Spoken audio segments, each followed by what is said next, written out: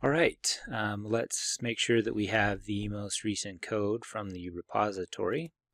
We'll open up a terminal, and I'll change directories into the desktop, and then my folder, and then the ATTC class. Remember to push tab and those will autofill for you. So if we get into here, we can issue an ls command, and that'll tell us you may or may not have some of these labs in yours. To ensure that you have the latest of the repository, you will issue a git space pull command. So the pull should put new stuff in your local folder or directory, and we will be going into the Lab4 folder.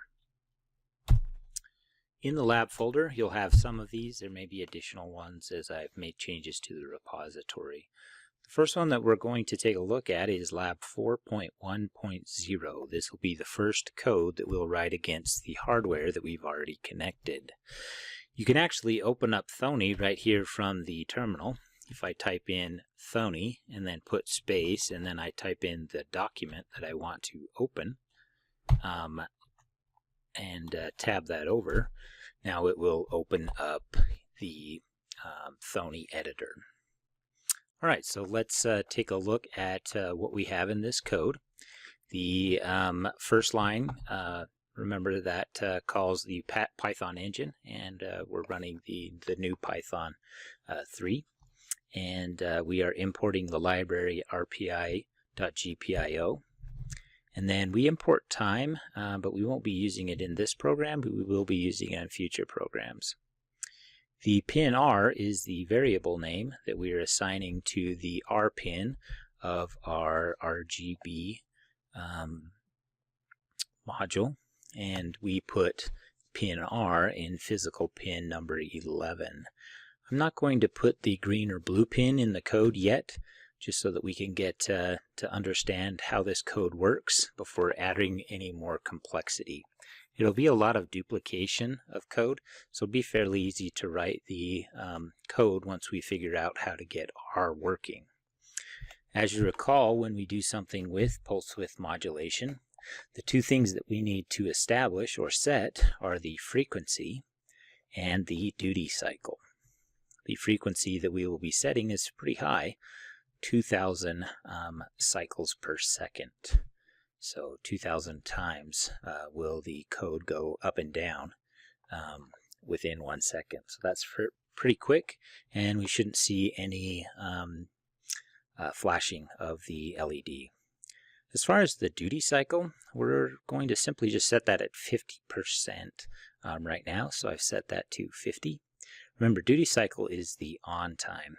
Something that's unique about the way that this module is designed differently than the original LED that we pulse width modulated is that the first LED we used pulse width modulation on the power that we created through the pin. So when we went high for the duty cycle, we wanted to turn the LED to high, or the full voltage. And when the duty cycle went too low, the LED went to 0 voltage. And that's how it was set up.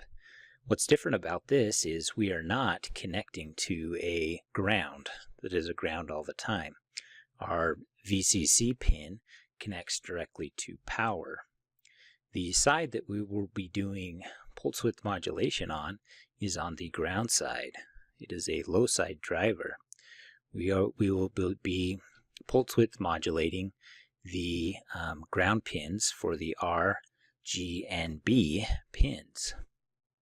What that means when we talk about duty cycle, remember, duty cycle is the percentage of on time. We actually want to change the duty cycle based on the off time. The off time is the low signal, and the off time allows us to make that pin a ground. So for now, we'll just leave it at 50. It's exactly where it needs to be. It's because it's 50% on time and 50% off time, but we'll need to address that in a future program.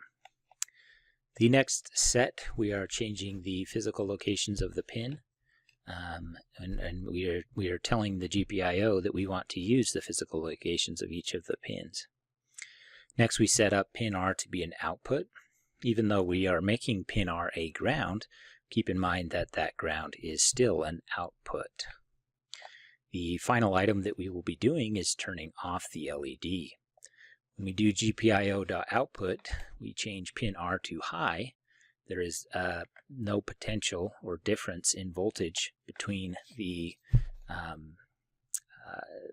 pin 11 and the voltage that we've connected it to. We will then pulse width modulate pin R. So we want to set up a pulse width modulated signal. We have to provide it two things. The first thing is the location of the pin. In this case, it will be pin 11. And the second thing we will be doing is setting the frequency.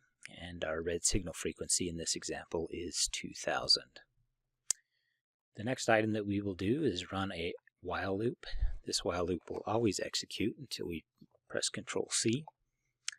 And we are pulse width modulating our pin.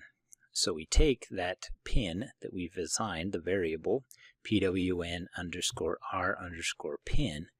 and it now has a method that is called start.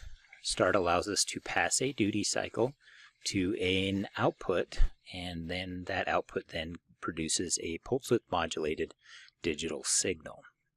What we have to pass to it, we've already told it the frequency and location. What we have to pass to it is the duty cycle. Here we've set the variable red signal duty cycle to 50. And so we are passing the pin 11. We're telling it to start the digital signal at a duty cycle of 50. When we press Ctrl+C, we would exit out of that while loop, print end of program, and then we run a GPIO.cleanup. Alright, so that's the code. Let's go back to our terminal, and we will be running this code. So I can exit out if I've made any changes. I haven't made any changes. When I exit out of there, we can see that we are back in our terminal and that we've ended that call to Thony. I'm going to hit the clear here, and then we will proceed with running the code. All right, in the terminal, a good practice is let's take a look at the files that are in Lab4. So if I issue an ls command, the ls command will show me the files that are available. The next thing that I'll do is run the Python script. So I'll type the word Python space and then Lab4.1. And then if I hit tab, I can get a .0.py, and that will begin executing my Python script. When I execute the Python script, I should see my LED illuminate.